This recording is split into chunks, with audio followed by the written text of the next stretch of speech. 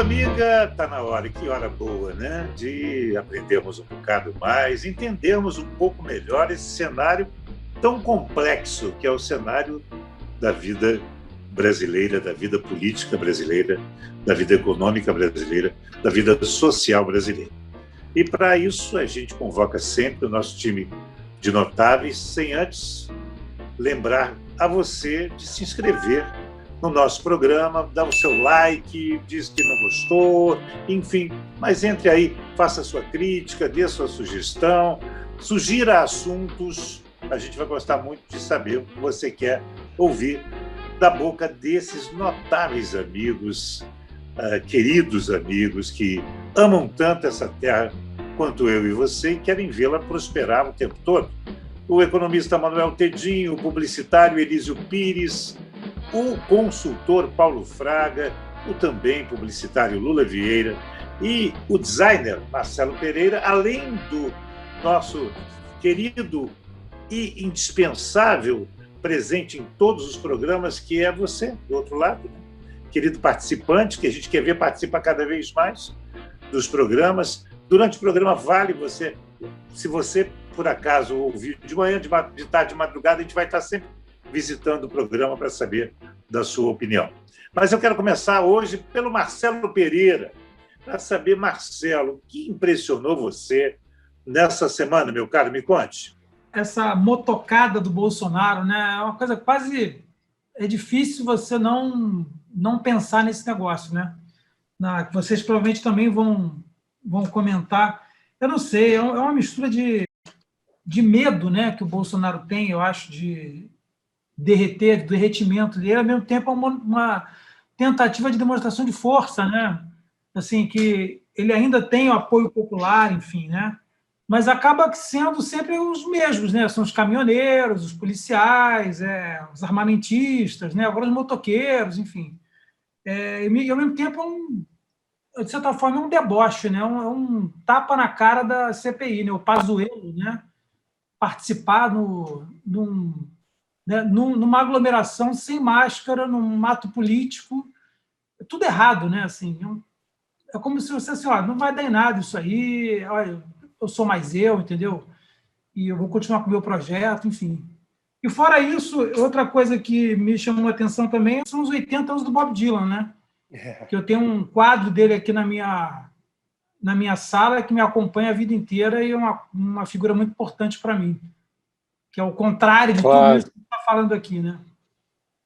Vamos falar de 80 anos, 80 anos. Pois é, rapaz. Pois é, vamos falar dos dois, por que não, esse programa. Lula Vieira, nessa semana, o que impressionou você, meu caro? A manifestação motocada realmente me deu a impressão de desespero. Eu acho fascista tudo isso, eu fiquei morrendo de medo, eu tenho medo do que eu ouvi como palavras de ordem, tenho medo dos nossos colegas de imprensa apanhando ou sendo repelidos. Eu realmente me assustei. E também me assusta muito a repetição freudiana do presidente dizendo porque eu posso, porque eu tenho autoridade, eu não vou abrir mão da minha autoridade. É o presidente que mais fala que tem autoridade, que pode fazer, vai fazer para manter esse direito de decidir as coisas. Realmente nós estamos... A primeira impressão é de que nós estamos caminhando perigosamente um confronto que pode ser muito triste, pode ser muito perigoso para a sociedade brasileira. Eu não gostei nada ontem e vi com o coração na mão. Eu achei bastante fascista aquilo tudo. Eu gosto do verde e amarelo, mas acho que agora estão usando como um escárnio, como maneira de provar uma hegemonia de pensamento. Eu acho que o verde e amarelo pode representar, inclusive, mais abraços e mais participação de todos. É isso que me destacou. Paulo Fraga, o que impressionou você, rapaz? Me conta. Eu vou seguir aí os relatores, né? O presidente é um sem noção completo, né? E me surpreende será que não tem ninguém perto dele que diga que essas coisas são inteiramente descabidas, entendeu? Nesse momento do país, no momento em que a gente está enfrentando uma CPI, né? Então, são coisas tão absurdas, desconectadas, que me surpreende sobremaneira, né? E, por outro lado, eles passaram aqui em frente de casa, né? E foi um movimento surpreendente. Durante 50 minutos, não parou de passar motocicleta. Realmente, eu não tenho ideia dos números, mas foi um movimento bastante significativo, descabido e desproposital, entendeu? Teve panelaço, inclusive, aqui no Leblon. E ele Também, não passou por também. aqui. Teve Não, panelaço. pelo circuito inteiro teve. Eu não sei qual foi a intensidade. Eu, por acaso, vi que em Copacabana o panelaço foi grande, entendeu? Agora, de qualquer maneira, a quantidade de gente que botou na rua de motos é impensável. Quando estava chegando em Copacabana, a motociata, o que nome não sei. A motociata, Isso. Ela ainda não tinha acabado de passar na Barra da Tijuca. Tinha motos chegando em Copacabana e ainda tinha muita moto na Barra da Tijuca. Só para lembrar, só de PM tinha 1.000 enviados por esse governador que está aí. Tem de tempo, Elísio. Um negócio dessa monta, se não tiver a PM no meio, eu acho que o governador peca, porque é um evento que exige segurança. Se a PM não acompanha um evento desse, com volume total de guarnição, até um volume desse, para um negócio desse tamanho, pega o governador. Eu vejo ao contrário, o que você está vendo como adesão, eu vejo como orientação para o município e para o Estado, que isso vai para a conta do governador. Tá. E a multa pela ausência de máscara? Vai tudo para a conta do governador e do prefeito, ou seja, tudo que eles possam ter feito a respeito disso, e devem ter feito muita coisa, ainda vai ser faltoso, porque nenhum de nós, e me perdoem até participar dessa conversa, nenhum de nós teve a noção do tamanho dessa história. Tinha motos aqui do Brasil inteiro, não era só do Rio de Janeiro. Tinha moto de Manaus, de Porto Alegre, de Brasília, de inclusive São Paulo. Várias com a placa coberta. Isso não tira a fortaleza do evento. O evento demonstrou força do Bolsonaro no Rio de Janeiro, isso nós não temos dúvida. O total ignorar da mídia a respeito, que se negou durante muito tempo a anunciar, e quando anunciou, o Estadão deu como destaque: Bolsonaro estava sem máscara. Entendeu? Todos os veículos não mensuraram o tamanho. Disseram que a PM não deu o número de participação. Foi um negócio. Por mais que nós não concordemos, né, com a política e o jeito Bolsonaro de ser, ele teve uma adesão. Só com um detalhe: lá na posse do presidente novo, do ex-banqueiro lá do Guilherme, lá no Equador, ele estava de máscara o tempo todo. Ele e o Eduardo, filho. Tem uma provocação aí, o Barbosa, antes do Manuel comentar, na linha do que o Elísio falou, de que tem que ter os policiais, o suporte para a infraestrutura do evento, mas, a bem da verdade, esse evento não poderia ter sido permitido. O problema é que ninguém tem culhão, tá certo? Para dizer: aqui na minha cidade você não vai fazer o que você quer, não. Aqui a gente faz o que pode ser feito e o que tem a ver com o momento que a gente está enfrentando. Então, esses políticos que a gente tem, prefeitos e governadores, são um bando de babacas que não tem autoridade para porra nenhuma, entendeu? Essa é a verdade, a dura e a crua verdade, a realidade. O assunto é complicado da gente até começar, porque ele já começou, mas, Elísio, você ainda não disse o que te impressionou nessa semana. Antes, queria fazer primeiro uma pequena ressalva. A expressão fascismo, né, que os companheiros anteriormente usaram, ela ficaria muito mais completa com uma expressão parecida com fascismo, chamada nazifascismo. Aí abrangia plenamente tudo isso que está acontecendo. Sabia que você ia suavizar o assunto, eu sabia. Suavizei, está bem suavizado, é nazifascismo. Só para lembrar do Pazuello, com certeza absoluta, eu acredito que o nosso Exército, eles já estão se reunindo, o comandante do Exército, né? Vai fazer uma punição exemplar, eu acredito nisso. Agora, eu queria fazer um registro aqui, que aconteceu sexta-feira, um encontro do G20, que teve participação, inclusive, de vários países que nem integram o G20. O Brasil foi convidado, era um encontro para discutir como lidar com a pandemia. O presidente não participou, botou o Carlos França para participar, porque isso aí não é um assunto relevante para ele. O negócio de pandemia não está com ele, isso aí é outra coisa, o caso dele é outro. Pandemia para os fracos. E idiotas, e para os idiotas. Só não perder o fio da meada, e desculpa, Manuel, lá no Maranhão ele fez o movimento e o governador multou ele em 1,5 milhão, né? O Eduardo, nosso prefeito, cantou num determinado lugar aí, a prefeitura multou ele em 500 e poucos reais, porque ele estava sem máscara, e ele pagou multa, né? E eu quero saber o que é que vai acontecer com o presidente pelo fato de ter feito o que ele fez aqui no Rio de Janeiro. Aí é um enigma. Não, o Eduardo deveria multá-lo, né?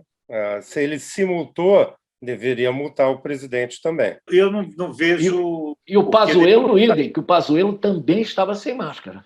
Inclusive, ele infringe lá um regulamento do Exército, né? Isso eu estou com o Elísio, ele vai ser punido, não sei se exemplarmente, mas será punido certamente. Com certeza. Com razão, né? Ele é militar da ativa, não pode participar de manifestação política. Se ele é fascista, não sei se tecnicamente a gente pode chamar ele disso, porque ele não tem nenhum tipo de sofisticação intelectual para pensar num regime ou numa maneira de organizar o Estado. Pensando, inclusive, fazer uma adaptação do nome dele, é Bosolini. Então, era do Mussolini mesmo que eu ia comentar. Virou meme, né? O Mussolini de moto, com um monte de gente e tal. Mas depois esqueceram de passar a foto do Mussolini pendurado de cabeça para baixo, morto pela população.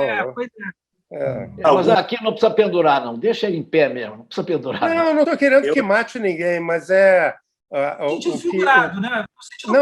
O que vale é o significado, né? Esse prestígio passa, mas com cicatrizes para a sociedade, para o sistema político, para a visão do mundo em relação ao Brasil e tal. As cicatrizes não vão embora. Agora, esse tempo passa. Manuel, foi isso que te impressionou essa semana? Me impressionou muito a coisa da passeata do fim de semana, me impressionou demais. Paulo Mendes da Rocha, né, morreu no fim de semana, que era um cara importantíssimo para a arquitetura brasileira. Até assim, os volumes dele me agradam demais. Eu não sou fã de concreto como ele era, mas aquilo era uma grande novidade, né? Quer dizer, ele já é o descendente do concreto, já é a segunda ou terceira geração do concreto, mas ele trabalhou o concreto muito bem. Ele tinha uma noção de espaço que era uma coisa absolutamente fascinante. E ele tinha uma ideia. As obras dele no espaço urbano faziam muito sentido, né? O concreto dominava o abstrato, que é uma pena. Ter 2 encontros com ele profissionais, assim, né? Um foi numa exposição sobre o trabalho dele, que a gente fez identidade visual, da exposição e tudo, e no outro foi no Museu da Língua Portuguesa, né? Porque ele e o filho dele fizeram um projeto do museu, né? Que ocupou a Estação da Luz lá em São Paulo, né? Que é maravilhoso. Não sei se vocês já foram lá, mas é maravilhoso. Maravilhoso. Tem uma grande galeria. É uma coisa mais interessante que é uma grande galeria, um túnel que acompanha a estação toda a plataforma. E lá eram vídeos contínuos, eram 12 vídeos, eu acho, passando sem parar, compridos. Eu fiz a direção de arte, algumas animações na metade desses vídeos. E aí enfim, a gente fez outras exposições temporárias lá, enfim, é admirável, né, assim, o trabalho dele. E ele é uma pessoa fácil de conversar, me diz. Como ele conseguiu, né, modificar tudo a experiência de estar naquela estação e tudo. E agora está sendo reformado e vai ter outro projeto diferente, né? Mas parece que ele era um cara bom de conversa, né, Marcelo? Um cara... uma figura. Sim. Eu conversava, e vou usar isso de ponte, até porque existem coisas inexplicáveis e maravilhosas, que é essa sintonia que a gente tem. Eu conversava ontem com os meus filhos sobre essa coisa da urbanidade, do urbanismo, que é esse abraço da arquitetura com a humanidade, que só pessoas como Paulo Mendes, o Niemeyer, outros craques que veem gente dentro das coisas e coisas dentro da gente, né? Mas a gente está com o viés da importância dessa motociata cruzando a gente aí. Essa manifestação pró-Bolsonaro no Rio muda alguma coisa daqui para frente, meu caro Teddy? A minha grande preocupação com a coisa do desenvolvimento urbano e desenvolvimento das cidades tem muito mais a ver... Se, por um lado, o modernismo ajudou a organizar a cabeça do que é viver na cidade, as funções da cidade, por outro lado, ele tendeu a compartimentalizar e sobreplanejar a cidade. Eu acho que a cidade tem que crescer de forma orgânica, obviamente, cuidado, regulada, mas ela deve ter os incentivos orgânicos dispersos da própria força social e dos agentes e cidadãos da cidade. Tem que olhar... Tem a Jane Jacobs, que é uma socióloga, até não é nem arquiteta. Morte e Vida das Grandes Cidades. Ela foi importantíssima para pensar a Nova York, a urbanidade. E ela falava numa coisa que eu acredito, e a cidade só será boa quando tiver isso. Ela tem que respeitar o balé das calçadas, sabe o que é? O balé das ruas. Como que as pessoas se comportam, como que as pessoas trafegam, o que elas olham, qual que é as relações empáticas, de afinidade que elas criam nos diversos bairros. E se você sobreplanejar, atrapalha. Eu acho Brasília, por exemplo, um inferno de cidade. Para completar com isso, né? Brasília é um exemplo da ubris modernista, assim, né? De você querer planejar uma cidade assim, do nada. Né? Você faz aquilo, daqui a 10 anos ela já está reproduzindo os problemas das cidades subdesenvolvidas, né? Para as outras cidades brasileiras. Né? Tem cidades satélites, tem favela, as pessoas não usam a cidade, o espaço, como era planejado, inventam outras formas que não tinham nada a ver com aquilo. Né? Deixa eu pegar esse gancho rico que vocês dois me dão, Tedim e Marcelo, para jogar essa bomba no colo do Paulo Fraga. Essa nova política brasileira, polarizada e com musculatura de ambos os lados, vai mudar as nossas relações urbanas e sociais, Paulo? A gente vai ter novas cidades com novos jeitos, volta o separatismo, volta... O que você está vendo aí? Esses aspectos que foram comentados pelo Manuel e pelo Marcelo são absolutamente corretos e alinhados com os problemas que a gente enfrenta, mas não vejo nada da parte do poder público, uma visão mais apurada dos ajustes e a correção dos erros que vêm sendo cometidos ao longo dos anos. Né? As cidades crescem desordenadamente, de uma maneira inteiramente equivocada, e uma razão muito simples, é porque eles esquecem de lembrar de que as cidades foram feitas para viverem pessoas. Né?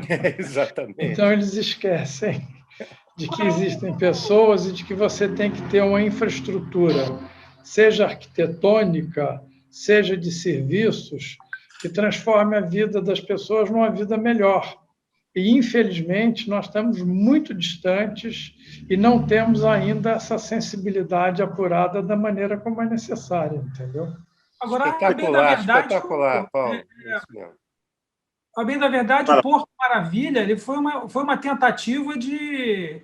que não deu certo. Que não deu certo. Ainda. Os novos residenciais estão vazios até hoje. Estão vazios até hoje. Elísio, a reforma urbana, a transformação urbana, é um processo que demora pelo menos 15 anos. Está ruim, teve erros gravíssimos, você tem toda a razão, fizeram um monte de coisa errada, particularmente a questão da habitação ali, que não foi pensada da maneira certa. Só para lembrar que tem uma tese hoje de transformar o edifício da noite, né, que foi o primeiro arranha-céu do Rio de Janeiro, em residencial. Isso é maravilhoso. Eu acho maravilhoso. Acho maravilhoso. Todas as reformas urbanas demoram décadas. Assim, isso. Também. A ampliação de Paris é um plano que era para demorar 30, 40 anos. Né? Barcelona, desde antes da Olimpíada até agora, continua o mesmo plano. Entra governo, sai governo. É uma coisa de Estado. Aqui entrou o Crivella, né? E para tudo. Acabou, acabou. Para com essa história, Crivella. E eu queria fazer essa reclamação aqui. Eu achei que aqui a gente não falava palavrão, que a gente era tudo gente de família, e vem o Marcelo falar palavrão aqui, cara. Estão magoando o Lula Vieira. É verdade. Lula Vieira. Em relação a iniciativas do poder público, agora, com a volta do Eduardo Paes, o Washington Fajardo está aí. Muito interessado na área. Reviver o centro da cidade, ocupando com moradia, né, com formas criativas e fazendo as pessoas ocuparem, assim, não ser uma área que só funciona durante um período e fica vazio, deserto no outro. Né? Uma coisa mista. Né? Ao contrário das cidades como Brasília, de ultra planejadas, enfim. Eu sempre penso em Buenos Aires. Quando eu ando em Buenos Aires, eu me lembro da Jane Jacobs. Porque você pega aquelas... como é que é? A Santa Fé e aquela outra... Esqueci o nome daquela... Que vai dos bairros até o centro. Você vai passando por várias praças e várias aglomerações de pessoas, assim, com bares e tal. Tudo, sabe? A cidade está sempre... A cidade é muito agradável, arborizada, cheia de praça, entendeu? Áreas verdes. É uma coisa orgânica mesmo. É isso, exatamente. Deixa eu pegar o Lula, que não falou até agora. Lula, nós vamos ter um problema. Você sabe que dentro dos planos urbanísticos do prefeito Eduardo Paes está em transformar um prédio de à noite num prédio residencial. Véio. Aí a gente vai enlouquecer para comprar alguma coisa lá para nós. Claro, e está no momento certo. Até pouco tempo atrás, esse tipo de empreendimento ou esse tipo de oferta de imóvel era impensável em termos de você manter um certo padrão. Vocês vejam lá em São Paulo o Copan. Na realidade, antigamente as famílias pequenas, muitas vezes só do casal ou casal mais um filho, não viveriam jamais longe do resto da família. Havia núcleos familiares, havia necessidade de espaço. Hoje não. Hoje realmente muita gente casa e muita gente não tem filhos, de classe média, capaz de manter uma casa sem necessidade de violentar o espaço que cada um exige para si próprio. Quer dizer, eu acho que a sociedade está evoluindo para o ponto de permitir que que o edifício à noite não sejam cabeça de porco, como se chamava antigamente, seja um lugar onde as pessoas morem, convivam, tenham qualidade de vida e que contribuam para que aquela região tenha segurança, movimento, serviço. Acho que a sociedade carioca ou brasileira já está no ponto de ter uma revolução urbana nesse nível. Que antigamente era impossível uma família morar no centro. Complementando a palavra do Lula, com a qual concordo totalmente, o grande barato é que nem o Copan, se tiver apartamentos de tamanhos diferentes. Que isso é uma característica do Copan, né? O Copan tem apartamento de 4 salas, tem de 2 quartos, acho que tem até de 4 quartos. Então, é muito legal você fazer uma coisa, inclusive, que aceite pessoas de rendas diferentes. Recentissimamente, mais ou menos uns 2 meses atrás, teve um lançamento do imóvel residencial na Visconde de Inhaúma, bem próximo da Rio Branco, inclusive. É mesmo? Está lá o lançamento, está lá correndo. Eu não sabia, que legal. Estão vendendo. Esse papo é bom, rende muito, a gente tem muito o que falar, mas eu quero voltar à provocação do Marcelo Pereira, no começo do nosso programa, na dobrada de temas dele.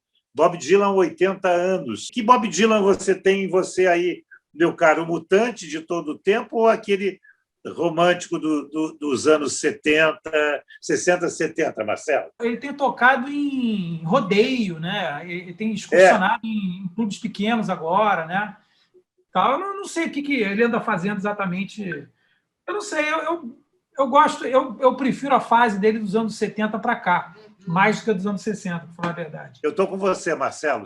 Ele e os Beatles é que inventaram os anos 60, de certa forma, né? 3 coisas curiosas do Bob Dylan. Ele foi o cara que deu o primeiro baseado para os Beatles fumar. Não sei se vocês sabem, então eles eram caretas, tal, bebiam tal, e a primeira baseado que eles fumaram foi com o Bob Dylan em 64. Eu estava lá com eles na ocasião. É isso? Quero não, obrigado. Isso. A outra coisa que ele, a Sharon Stone, que é uma mulher lindíssima, foi roadie dele na década de 70. Acho que isso aí é cascata, hein? Não é, não. Eu já vi ela falando do assunto. É a brincadeira que ele inventou. Eu já vi ela falando, eu já vi entrevista dela falando do assunto. Que ela teve, sim, ela tinha 17 anos ou 18, a mãe deixou ela ir. A mãe devia ser uma doida, né? Mas, enfim. Tem aquele documentário né, no Netflix, né, que acho que aparece. Marcelo, não, o Manuel é incapaz de... O Manuel é incapaz de divulgar fake news, fica tranquilo. Não. Não, eu posso errar, mas isso aí eu lembro dela falando numa entrevista. Era um documentário sobre ele e entrevistaram ela. Ele é o único músico que ganhou o Prêmio Nobel de Literatura. É verdade. É verdade. A entrega foi incrível. Foi, né? A Patti Smith foi. E foi. Cantou, né? Foi demais, foi muito bonito. Junto com os Beatles, né, assim, um fato histórico para os anos 60 para a música foi quando ele foi no festival de música folk e tal, e eletrificou. Né? Usou guitarra elétrica, que era um pecado, era um tabu. Foi vaiado, foi massacrado, mas é isso. Ele pegou essa junção, abriu um caminho para uma enxurrada de gente, de movimentos e coisas, né? O bacana foi quando a coisa veio para o Brasil, que também no festival de música as pessoas ficavam horrorizadas com Rita Lee, com Caetano Veloso usando instrumento elétrico. Contra a guitarra. Não, a Jovem Guarda, Lula. A Jovem Guarda... Não, a Jovem Guarda era mais ou menos marginalizada em termos culturais. Esses caras tiveram, para horror do pessoal da MPB, trazer para a MPB, que era do Cavaco e... Exatamente. Da Cuíca e do Cavaco trouxeram a guitarra elétrica. As pessoas... Tropicália, né? Foi na Tropicália isso, né? Você está comparando, então, o Bob Dylan com o Spinoza, é isso? Agora, todo mérito para Gil Passos Moreira Gil, né? Porque foi ele quem botou os Mutantes no palco do festival e mandou soltar a cachorrada toda com o Rogério Dubras lá atrás, regendo uma orquestra maravilhosa. Mas isso é maravilhoso, né? Ô José, oi dançando no peito. Ô José, do José Brincalhão. Ô José, o sorvete e a rosa. Ô José, a rosa e o sorvete. Ô José, oi girando na mesa. Ô José, do José Brincalhão. Ô José, Juliana girando. Oi girando, oi na roda gigante. Oi girando, oi na roda gigante. Oi girando, o amigo João. O sorvete é morango. Oi girando e a rosa. Oi girando, girando. Oi girando, girando. Olha a faca! Olha o sangue na mão. E como o Caetano disse, alguma coisa acontece no meu coração. Tudo isso, a Rita Lee é um exemplo dessa ruptura. Quer dizer, é o símbolo, inclusive, da entrada da guitarra, das coisas mais eletrificadas na música popular brasileira. Quando tudo misturou e a gente conseguiu criar uma música contemporânea e com sabor brasileiro. Foi um movimento que eu dou graças a Deus ter vivido. Esse papo é bom, mas deixa eu fechar com o Elísio aqui, com duas coisas. Primeiro, né, também estender essa revolução dos Mutantes, que encabeçada pela Rita Lee, a guitarra do Serginho Dias e ao baixo do Arnaldo Batista. Claro. Né, trinca genial dos Mutantes da época, que realmente quebrou tudo. Criava toda a parafernália, o irmão do Serginho, do Arnaldo, né? Verdade, era uma família da qual a Rita era prima, né? Prima dos três. E por falar em Rita, a Rita está passando muito mal, hein? Ela está com câncer, não? Tá muito mal. Que vida linda, né? Rita Lee é um exemplo de artista, de pessoa, de ser humano. Que coisa linda, linda. Eu estou torcendo por ela. Ela é solar, né? Totalmente generosa. Vou falar em vida rica para fechar, Elísio. Interessante, Bob Dylan, que merecidamente recebeu o Nobel de Literatura, ser um cara que vai merecer um livro depois da morte, porque ninguém sabe exatamente quem é Bob Dylan, né? A história dele foi forjada por ele. Ele inventou uma história, um nome, tudo. Ele, na verdade, quem é Bob Dylan? Eu acho que ele nem se lembra mais. Tomara que alguém se lembre. Minha mulher é fã do Bob Dylan. Não, quem são o Bob Dylan, né? Porque eu não tenho o Bob Dylan só, né? E ele teve uma fase que ele foi protestante rapidinho, né? Passou rápido. Mas ele foi pentecostal, depois ele foi judeu, militante, voltou às raízes, também largou rapidinho e tal. Foi uma fase meio chata, a fase muito religiosa dele. Sim, essa fase, logo depois, foi demais. Foi o nascimento dele, foi um barato. E a gente achando, Elísio, que o Tim Maia era maluco, né? Pois é. Cultura racional é pinto perto do Bob Dylan. Com certeza. David Bowie, ele inventava uma persona atrás da outra, né? Outra figura maravilhosa. Cerebral, né? O David Bowie era mais cerebral, era mais pensado, era uma fase... Mas também era assim, uma figura assim, ele se resguardava muito, né? Porque ninguém também... Ele brincava com a sexualidade dele, tudo, ele brincava com as pessoas, a percepção o tempo todo, né? Mas eu tenho a impressão, e aí é só impressão, porque eu não conheço em profundidade, que o David Bowie pensou na vida dele. Ele fez as loucuras lá que ele queria fazer, mas ele era um cara que tinha uma coerência dentro dos tempos e movimentos que ele passou. Danado, né? O Bob Dylan me parece mais louco, assim, né? Ele era de rompantes. E chegou a hora do Se Liga em Quê? Ô Lula Vieira, você se liga em quê, meu cara? CPI em Brasília. A minha televisão está 24 horas por dia ligada em Brasília. Estou lá para ouvir as mentiras todas que as pessoas contam e as raras verdades mais duras que estão aparecendo. Paulo Fraga, se liga em quê? Eu me ligo no calendário da vacina, que tem que acelerar, pelo amor de Deus, entendeu?